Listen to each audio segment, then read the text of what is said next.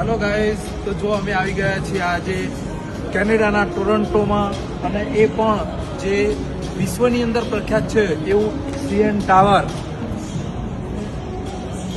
CN tower વિશે કહીએ તો એ 1973ની અંદર શરૂઆત થઈ હતી એની, અને 1976ની અંદર એનું કામ પૂરું થયું. આ સીએન ટાવર 553 મીટર ઊંચું છે એની હાઈટ, અને ઉપર જવા માટે 58 સેકન્ડ થાય છે. તો ચલો આવો મિત્રો, તમને બતાવું અંદરથી કેવો નજારો છે.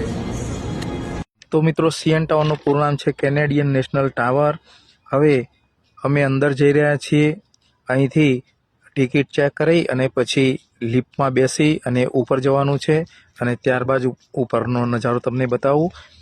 ઉપર જતી વખતે 58 સેકન્ડ પૂરી લાગે છે લિફ્ટની અંદર. આ લિફ્ટની અંદર લિમિટેડ માણસોને બેસાડવામાં આવે છે, અને આવી લિફ્ટ 3 થી 4 બાજુ મૂકવામાં આવેલી છે. તો મિત્રો, અમે આવી ગયા છીએ ઉપર, અને આ સળિયા જે દેખાય છે એ સીએન ટાવરનું બાંધકામ થયું એ વખતે આ સળિયાનો ઉપયોગ થયેલો. અહીંયા સર્ટી પણ મૂકવામાં આવેલું છે. તો મિત્રો જુઓ, આ રહ્યો નજારો. સીએન ટાવરથી પૂરું ટોરન્ટો દેખાય છે. અહીંયા મિત્રો, સીએન ટાવર કેનેડાનો સૌથી પ્રસિદ્ધ લેન્ડમાર્ક છે. તેને ટોરન્ટોની ઓળખ પણ ગણવામાં આવે છે, અને ક્યારેક વિશ્વનો સૌથી ઊંચો ફ્રી સ્ટેન્ડિંગ ટાવર પણ હતો 1976 થી 2007 સુધીની અંદર.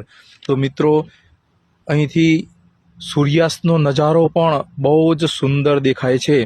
વિશ્વભરમાંથી પ્રવાસીઓ અહીં સીએન ટાવરની મુલાકાત લેતા હોય છે. મિત્રો, અહીં ગ્લાસ ફ્લોર પણ બનાવવામાં આવેલો છે. નીચે પારદર્શક કાચથી બનાવેલો છે. કાચ મૂકેલો છે અહીંયા, અને તેના ઉપર ઊભા રહી અને નીચે નજર કરીએ તો નીચેનો નજારો આપણને સરસ રીતે દેખાય છે. અહીં ફરતી રેસ્ટોરન્ટ પણ બનાવેલી છે.